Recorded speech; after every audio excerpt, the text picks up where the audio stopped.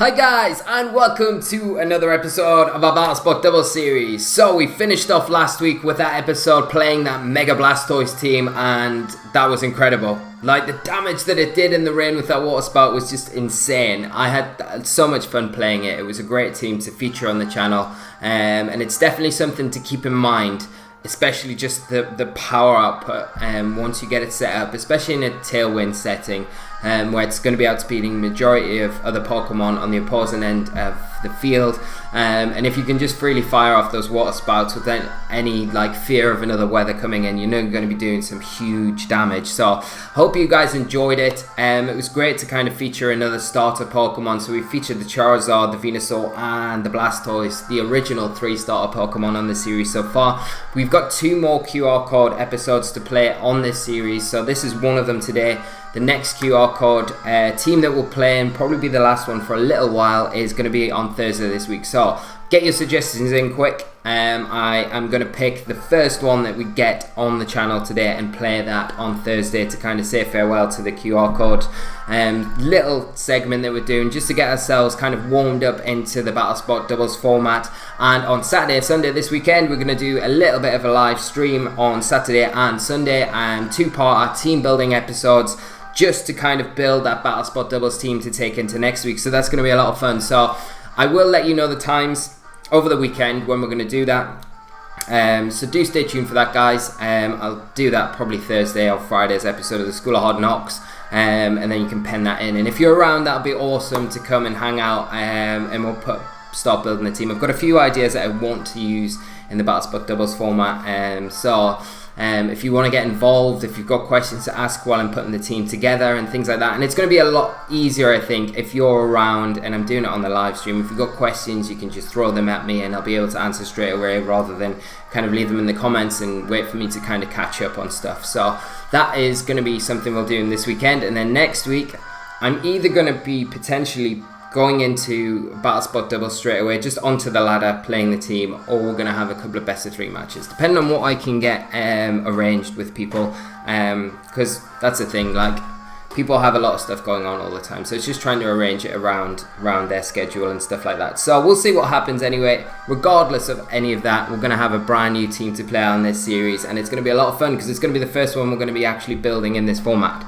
But on to today's episode, we've got a very special team, something a bit more fun and quirky from a very kind UK player. He goes under the username Jivisaur on Twitter. Username on his Pokemon card is Flex Hale in brackets. So thank you so much for letting us play this team on the channel. It looks so much fun, and it kind of it's a little bit of a throwback to Team Leaky because of that Mega Beedrill on here. We haven't played Mega Beedrill at all this season, Team Leaky, and we brought it to our first game on Saturday against Team Wee Disney, and it performed really well. So it was really nice. That was the first time I'd ever played Mega Beedrill, so it was a lot of fun. So I'm really looking forward to getting it into action today, because we've got that new mechanic this year where if you Mega Evolve, your speed stat changes that turn, so you don't need to protect or anything like that, making Mega Beedrill even more viable than it was ever before, really.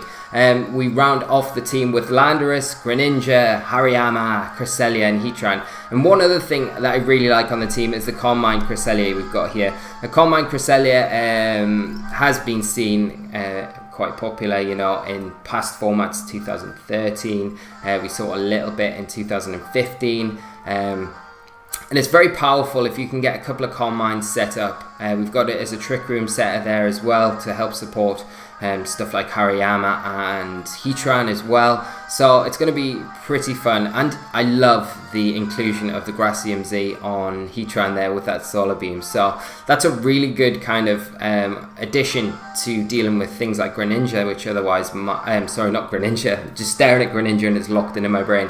Things like Gastrodon that otherwise might cause this team a few problems. If you can position yourself well enough with that Heatran and get that Gracium Z off onto it that turn, you're likely going to pick up a surprise KO, and in a best of 1 format as well, which the Battle Spot is, it's quite handy. So we'll see what we do. As always, guys, I will leave a link to this QR code down in the description below, so if you want to go on yourselves, the Battle Spot, after this and test it out, then feel free to. It will be in the description, as well as Javisor's Twitter handle as well if you want to go and follow him. So thanks again, and I'm really looking forward to getting into this. So let's get rid of the QR code screen. I already have the team loaded up, preparation, and we'll just jump straight onto the battle spot ladder. Hopefully we find a couple of opponents pretty quickly, and we'll see what we can do with the team.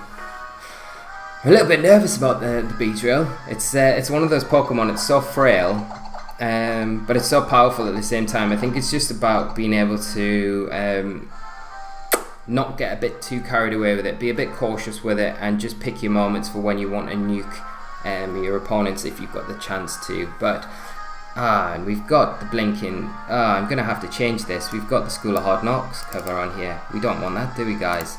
Let's just. I'm gonna pull up a different image. I don't know if it's gonna allow me while I'm actually in the middle of recording, but we'll try it anyway. So let's see if I can find it. Battle spot, doubles, background. That's the one we want. Is it going to allow me to change it? Everything is going all over the place. So we have our first opponent while I skew around with everything.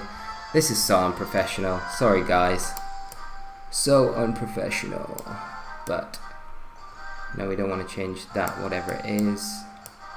I don't know why I didn't change my School of Hard Knocks. I'm just obsessed with that Scissor Incineroar team, aren't I? There we go. That looks a little bit better, doesn't it? A little bit. Things are a bit off, but for the majority, everything looks good. Hopefully it doesn't come across too weird and wacky on the recording. But we have our first opponent of the day, and they are running a team of Porygon 2, Swampert, Pelipper, Ferrothorn, Goodra, and Xurkitree. Now, one of the things that is noted in Javisor's description of the team is hope that you don't face rain. And what do we get? First match is rain. So let's see. This might not be as straightforward as we kind of want it to. So we're going to probably see the Pelipper, Swampert lead, maybe.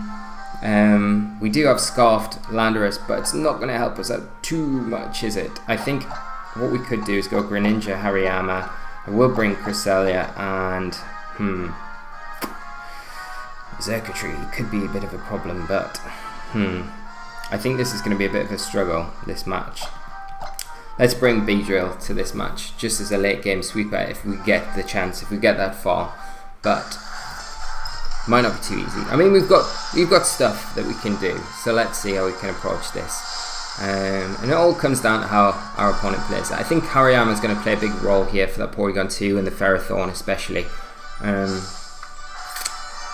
Did it have the Flame Orb? I don't know if it did or not. Let's have a quick look. No, it has the Assault Vest, so that is going to come in handy. So we do have the Assault Vest, so I'll be able to take those big rain type attacks a lot better than it would have without it, so that might help us out slightly. Let's see. So my opponent leads off with the Pelipper and the Swampert. What have we got? Okay, so we've got Gunk Shot, Ice Beam, Low Kick on Greninja. So what could we do? We could go for a Gunk Shot. Well, we don't really want to go for a Gunk Shot because of the threat of a potential Earthquake coming out from that Swampert. Could just go Ice Beam. I feel like I want to double into the Pelipper this turn though. That's the only thing. I might just fake out the Swampert just to be a little bit safe though. We don't need to worry too much about a Tailwind because I mean the Swampert's going to be outspeeding us anyway when it does Mega Evolve, which we're going to see right here and right now. So if we can just get some chip down onto the Pelipper now, that would be great. Stop the Swampert from moving, which we do with the fake out, and we probably will take a Hurricane to Hariyama. So we do transform into an Ice type with Greninja and do an absolute ton of damage, getting a critical hit, getting super lucky there, and we see a Hurricane come out into the Hariyama, but because of that Assault Vest we are able to take that, so that's pretty nice. But because of that crit, it means that we can I'm going to Low Kick into, actually I'm not, I'm going to Protect with Greninja now, and I'm just going to go for a Feint into Pelipper, just to get around any Protects and knock it out before we can get a Tailwind off, and then that's at least one thing off the field. But we may lose Hariyama in the process of doing this to a waterfall, or we might take an earthquake, to be honest. But probably not. Probably not. But we got super lucky there with that crit. So we'll protect, turn into a normal type. The protein ability is so good. I really like it. It would be good if it got better distribution on some other Pokemon. So we get the feint off with Hariyama, pick up the KO onto the Pelipper, and we'll see what this Swampert goes for a waterfall into Greninja.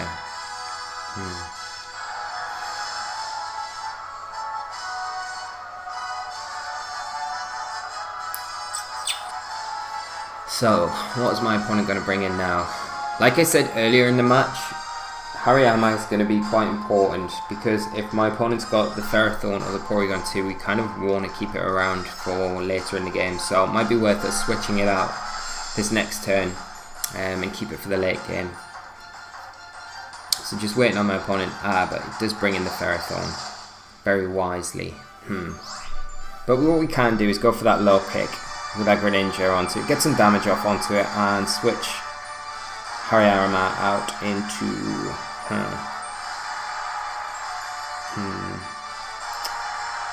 yeah, Cresselia, because I'm just worried about the earthquake, and I don't want to switch in Beedrill just to get KO'd either, because a waterfall will probably KO. Cresselia is built a lot more sturdy, so I'll be able to take any attacks coming out from it. We are just going to see an earthquake, I think, because the Ferrothorn protects. But we don't, we just see a waterfall, and it is into the Greninja slot. Whew. Oh my god, so much damage, takes us out. So, if we could bring in Beedrill here, or we could bring in Hariyama. What attacks has Beedrill got?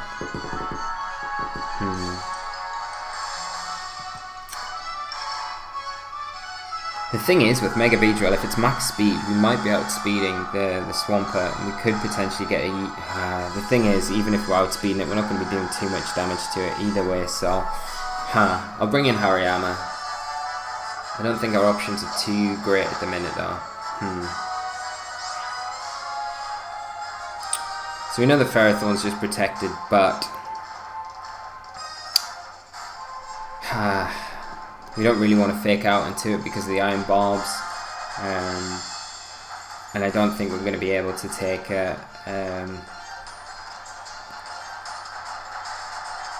what I could do is just fake out the Swampert, and I could Trick Room. Then the next turn at least will be faster than the Swampert to get some damage off onto it, so we'll do that, even though we're going to be giving Ferrothorn a massive advantage here. Ooh, and my opponent kind of reading right through that. So we do get a switch out from the Swampert. Porygon 2 takes the field, gets the attack boost. Get the fake out off onto it, and we'll see a Bullet Seed into the Hariyama.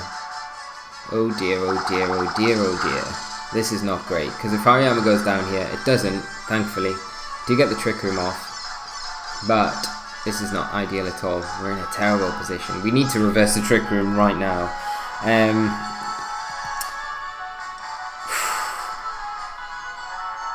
I think we just sack Hariyama here, to be honest. We'll go for a close combat into the Porygon 2 regardless. And I'm just going to Trick Room again to get us out of this, because the rain should stop this next turn as well. So we just see a Bullet Seed from the Ferrothorn into that Hariyama. Yeah, it's going to pick up the KO. And hopefully this Porygon 2 doesn't Trick Room as well. That would be devastating. But we just see a recover from the Porygon 2. And we'll get this Trick Room reversed. But things are not looking great for us. So, how many turns of rain have we got? We're going to bring in the Beedrill now. It's our last two Pokemon.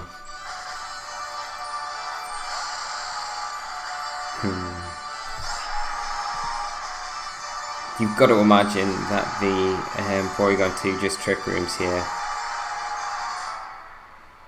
And the Gyro Ball is going to do so much damage if that Ferrothorn's carrying it, which it probably is.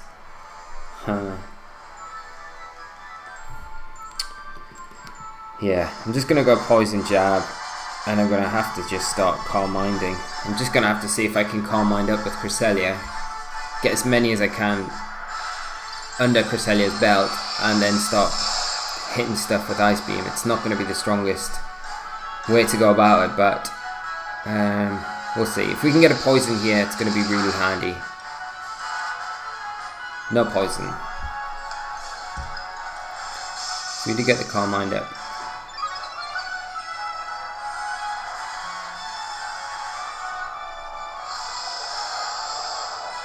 And a Toxic, so that is going to seal our fate, I think. We'll probably see a Gyro Ball, just a Leech Seed onto the Cresselia. That Toxic sealed the deal for us, unfortunately.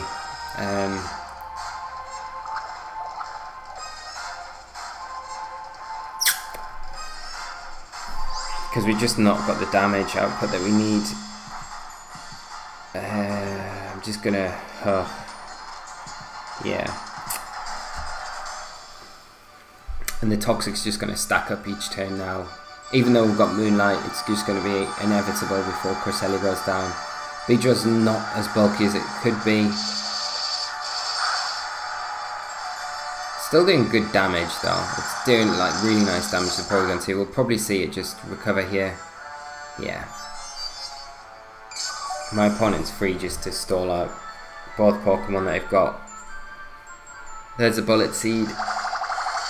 That might be its only attacking option, which might give us a bit of an opening, but not too much, I don't think.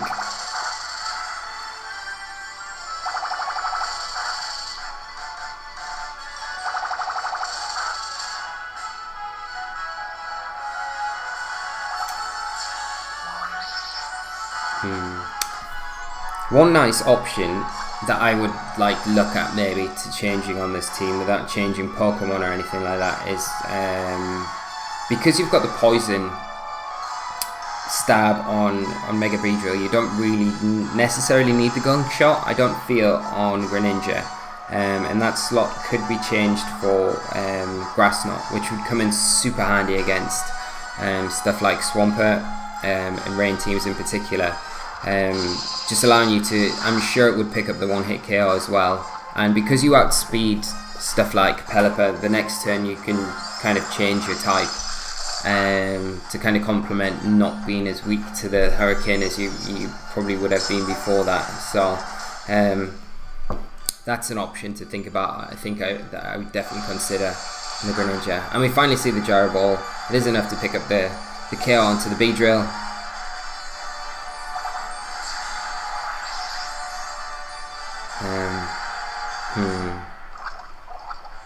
And I'm just going to forfeit this next turn because there's no coming back from this position here. So, good game to my opponent. I don't think there was a lot we could have done really too differently. We just didn't really have the options there. And like I said at the start of the game, the team is advertised as having a really bad Rain matchup, so it was just a bit unfortunate that we the first team we ran into today was a Rain team. So hopefully we find a bit of a different archetype going into our next game. But one thing, just like a little snippet, I think, for all you guys out there, when you're team building, it's so important. Like Rain, I think Rain as a core is one of the first things you should maybe think about, making sure that you've got ways around, especially in such an open dex format, because it is going to be a very powerful and popular core, and as we've seen throughout this series when we've been playing it, especially this format, we've seen a lot of Rain cores and Rain teams and things like that, because it is very powerful and there's a lot of Rain abusers in the format that you have access to, so people are going to use that to their advantage, and see, you know, it's something that I think you need to try and cover as best you can. You know, sometimes you build a really cool team, a really cool idea, a strategy, and you just can't fit it in. It's that one matchup that you say, right, if I face this, then I don't really have any ways around it. I've got certain things I can do to try and mitigate the threats, but overall, it's just a really bad matchup, so I'll take that, and that's fine. But I think when I'm team building, like the weathers are something especially in an open decks, the weathers are something I concentrate on quite a lot, because it's such a quick setup for your opponent, and they can turn a match on its head so quickly just by getting that weather in their favour, and then their abusers in certain positions to put pressure on and just continue that pressure each turn, and not allowing you to kind of execute any game plan that you want to. But we don't have a rain team now for our next opponent. They are running a team of Tapu Koko, Celesteela, Garchomp, Porygon 2, Xurkitree and Serena. That cool grass type that we haven't seen much of this season, but we want to try. So what can we do? I like Beedrill here as a lead. I think it's very good. I think Beedrill and Landorus is nice. We'll bring Cresselia, and I think I want to bring... Do I want to bring Hariyama or Heatran? I think Heatran we're going to need for that Celesteela, so let's lock that in. We've got enough to kind of handle the Garchomp if it comes out, to protect it with that Cresselia. It's going to be immune to those big earthquakes and stuff like that, so we can take advantage of the Ice Beam through that. And if we want to just start earthquaking with Landorus, we've got a nice switch in for our Beedrill, not Mega Evolving it straight away and switching out into that Cresselia. So we'll see what my opponent brings to the table. We lead off with Landorus T and Beedrill, and we see my opponent lead off with Garchomp and Porygon 2. So I don't mind this at all, because we get the Intimidate off onto Garchomp, which is nice. We do have access to that Intimidate as well onto the Garchomp. We have access to U-Turn as well. I think I'm going to I will Mega Evolve and U-Turn into Porygon 2, and could just knock off. I could go W-Turn, to be honest, but the thing with W-Turning is if the Garchomp decides to go for an Earthquake,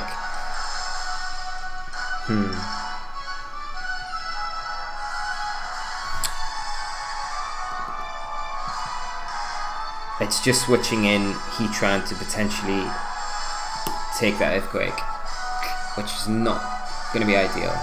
But we see the Garchomp withdraw, so going for the W-Turn here is not too bad. We could have went for an Earthquake. That would have put us in a really nice position. But not to worry, because I expect that Porygon 2 to set up Trick Room here. There's not really too much we've got on our side of the field to stop that, so I think getting both of these fast attackers out and keeping them for later in the game is going to be our best option at the minute. U-Turn doing huge damage to that Porygon 2, so we will just switch in Cresselia here on that slot. And we'll get another U-Turn, preserve that Intimidate as well for later on in the game. And we'll switch in Heatran, because we may see a potential Ice Beam coming out into this slot as well, just to get rid of the Landorus, because it is such a threat to my opponent's entire team, so we might see that as well. But it's probably more likely that we see Trick Room. And it is the Ice Beam, so that's fine. Like, we take that all day long. No freeze, so that's good. What do I want to do here? I think I'm going to just Calm Mind with Cresselia at this point, and just Earth Power the Xurkitree I could do. Or I could Heat Wave. I think Earth Power. I think I'll Earth Power the Xurkitree. So I don't think my opponent has too much on their team that kind of resists ground type attacks, so we should be pretty safe going for that. We see a Tailglow come out from this Xurkitree, so it will be powering itself up. And we do get that Earth Power off with Heatran. Wow. And actually pick up the KO, clean KO. That's insane. How did that happen? It wasn't even a crit. Okay, so we get a Calm Mind up with Cresselia, and we're facing down a Garchomp next turn, but depending on what comes, we've got perfect switch in now to the Landorus T, like perfect. It's immune to the Earthquakes. I'm going to get an Intimidate onto the Garchomp. I'm just going to Ice Beam the Garchomp here, and I'm just going to switch in Landorus T, and we're immune to the electric type attacks from the Koko, so everything is fine. And I feel like now, this position, we can just Earthquake quite freely next turn and just fire off some attacks with Cresselia. So we see the Tapu Koko protect. We see the Garchomp just go for an Earthquake. Both our Pokemon are immune to it. We have boosted up with a Calm Mind on Cresselia, so we will be able to hopefully pick up the KO here onto the Garchomp, depending on how it's trained. And we do. So that's one trip down. Now we do still need to worry about the Porygon 2, obviously, because as we saw, it does carry that Ice Beam. But I think we'll take this opportunity to just go for an Earthquake, because that Tapu Koko has just protected, so we know it's probably not going to protect 2 times in a row. So we'll just Earthquake, and I'm just going to Ice Beam into it just in case it's a sashed variant, so we can just take it down, remove that threat from the field. But my opponent just forfeits, so very good game to my opponent, and a quick one there. So we'll have one more game with this team, guys, see if we can get one more win and see if we can avoid that rain matchup once again.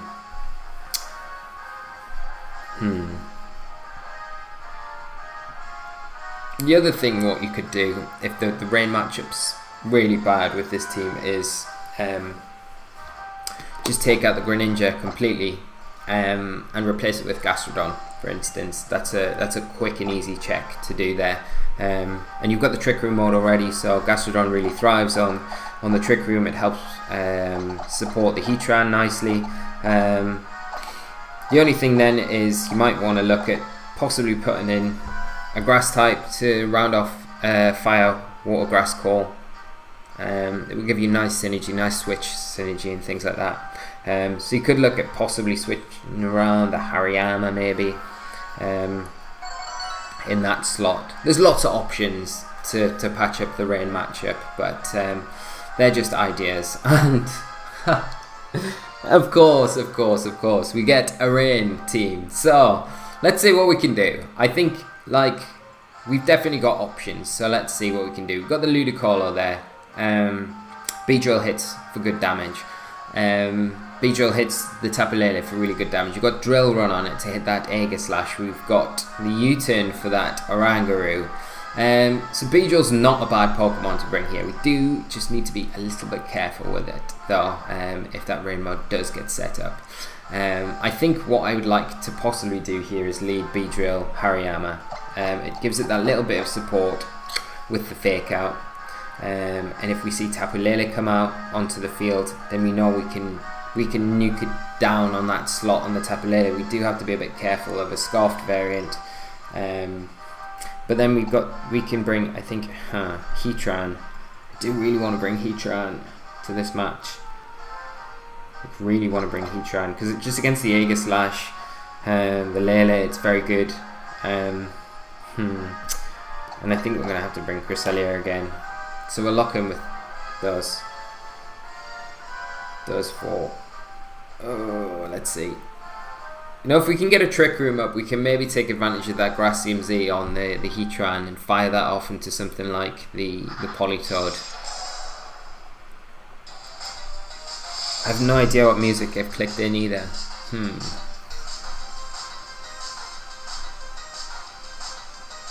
So let's see if we can come over one of the worst matchups for this team.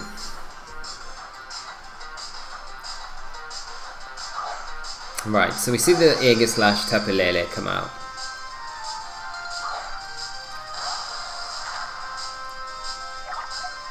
We've got a Beedrill and a Hariyama. So we're not going to be able to take advantage of the Fake Out here with our Hariyama. Does Hariyama have knockoff? Let me just click in. I just want to click in some moves to see. No, I can't see that way. Pokemon. Let's see what Hariyama's got. Oh, it doesn't have knockoff.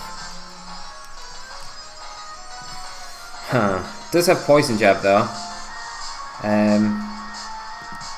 The thing I'm worried about here is that Tapu Lele being Scarfed and kind of just nuking us turn 1. That worries me slightly. I'm just going to protect Beedrill this turn, and I'm going to go for a Poison Jab into the Tapu Lele here with Hariyama. So we see the Lele actually withdraw. Politoed hits the field. Okay. So see the drizzle activate. A substitute from this Aegislash would not be ideal either. Do Mega Evolve. Look at this. Beedrill powering up. Has got a cool design. Still so small though. It's like one of the smallest Mega Pokemon. Oh. Dear oh dear. So I think it might have been a good idea that we had protected there, because we're going to see a never-ending nightmare come up from this Aegislash. It's got to be into that Beedrill, I would assume. But we should be able to take it.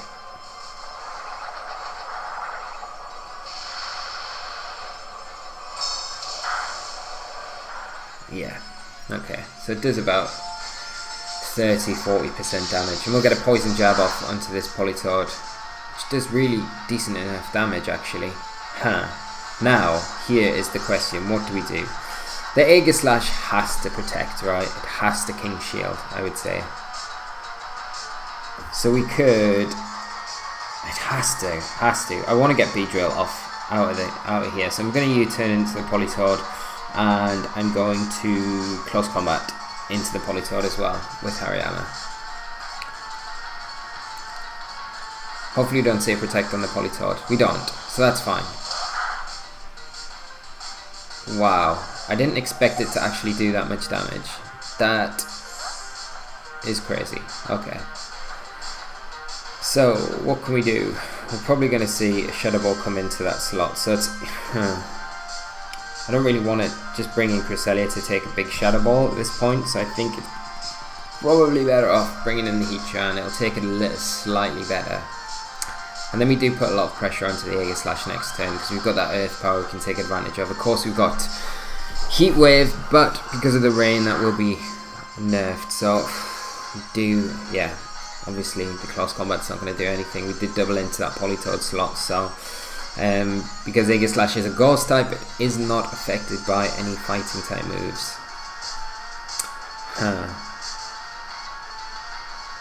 So, when we see Ludicolo hit the field.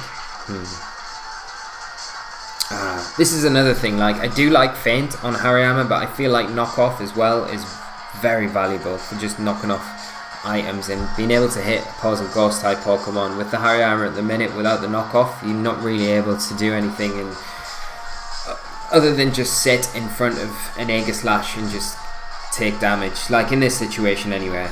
What I'm going to do here is just protect Heatran, and I'm just going to Poison Jab the Ludicolo, get some damage off onto it.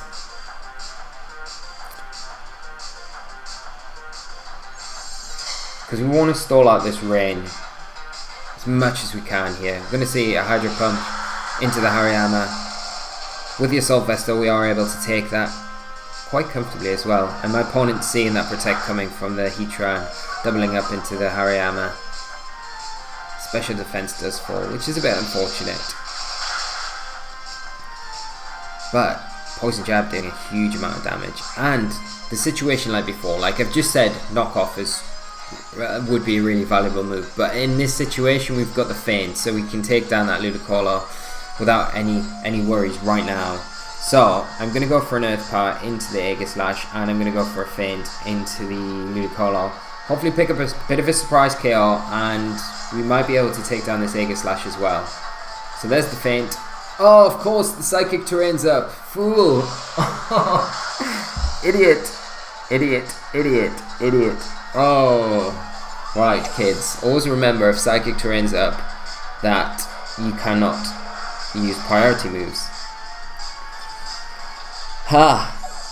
So we've just lost that Heatran, which we probably needed for the Aegislash, because now we've got literally nothing. So I'm going to bring in Beedrill, and I'm going to bring in Cresselia.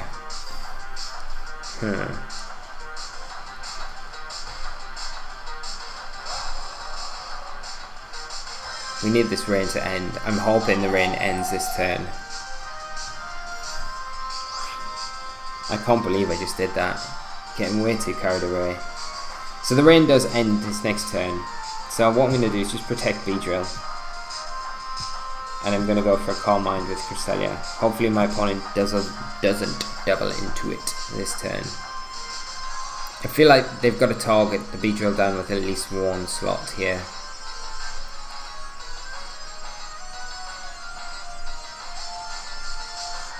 Such a fool, such a fool.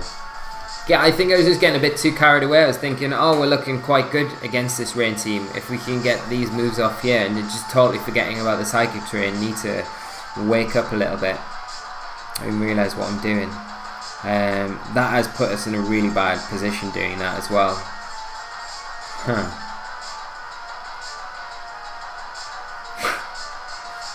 What's good about Feint is, if you use it in this sort of situation, you can get yourself back into a good advantage. But no, the psychic terrain's up, so you can't do that. So we'll get the protect off with the Beedrill, just to stall out this rain. Gonna see a Hydro Pump come out into the Cresselia. My opponent probably doubling into this slot, I'd imagine. We do get the Calm Mind off before the Aegislash is able to get a Shadow Ball off though, so that's good. It means we'll be able to take it potentially a lot better, but it is into the Beedrill. The rain does stop, so that's really nice. Right, I don't know if a Drill Run is going to be able to pick up the KO onto this Aegislash. That's the problem.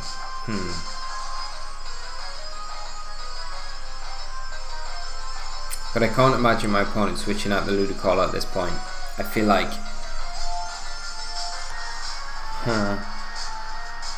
Right, what I'm going to do is I'm going to have to bank on the Aegislash not King Shielding and the Drill Run being enough to pick up the KO onto it. And I'm going to just go for an Ice Beam into the Ludicolo. Or should I go for another Calm Mind? No, I need to get rid of the Ludicolo, regardless here.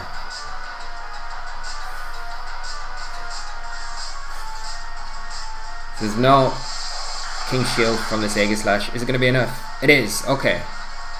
Wow. We can take down the Ludicolo here with Cress. There's an Ice Beam. Let's be in. Oh, it's in the Cresselia going for the freeze. Doesn't get it. And we're going to win the game because it's just that Tapu Lele to come back in now. But there's always the question with whether it is Scarfed like we thought at the start, because it did switch out immediately.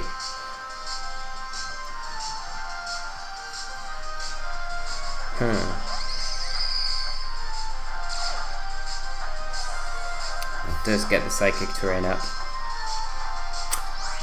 What I'm going to do is just go for a Poison Jab, just straight into the Tapu Lele, and I'm going to go for a Moonlight with Cresselia. So hopefully I outspeed it. Hopefully it's not Scarfed. I'm not sure if the Scarfed version would even outspeed Beedrill. It would probably need quite a bit of investment. Even if it was, we do outspeed and we pick up a win. So even after that stupid mistake that we made earlier on, going for the priority move in a Psychic Terrain, we do manage to overcome the Rain team and take a win. So that's really cool, and Beedrill putting in a lot of work there. Good game to my opponent, and we did it. We beat the worst matchup for this team, so it wasn't too bad at all. I think catching the Aegislash when we did with the Drill Run, if my opponent had King Shielded there, I mean, we hadn't seen the King Shield up to that point, so whether it had it, it's like you have to have King Shield really on Aegislash, I would think.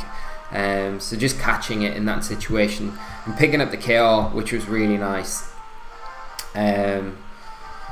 just really give us the advantage. I mean, even if the Ludicolo had attacked into the Beedrill that turn the Beedrill went down, it would have been really difficult, but I think because of Cresselia and we had the Calm Mind and the Moonlight there, we would have probably been able to win out, pending any real big RNG hiccups. So we should have been alright. The main thing we needed to do was get rid of the Aegislash. Made it really difficult for ourselves losing the Heatran so early on, just through just being really complacent. And it's so important, guys, to remember, and I always say this after making a silly mistake, but it's so important to not, you need to pay full attention to what's going on around you and not get complacent at all. Thankfully we got away with it there thanks to the Mega Beedrill and pulling through, but sometimes you make that slight mistake in a match at any point and it will cost you. We just got a bit fortunate there, but we'll round things up there, guys, and finish it off for today's episode. I hope you've enjoyed this episode. We've had a couple of wins, one loss, and it's been a really fun and quirky team. So thanks again to Javiso for providing us with the team. It's been a lot of fun. And like I say, we need one more suggestion for Thursday's episode to kind of cap things off for our QR code little segment of this series before we go into the team building next week. So do get your suggestions in, guys. I will be picking the first one that we get on the video today. So thanks as always for tuning in and watching. If you have enjoyed the episode, leave a like on the video. It massively helps out the channel.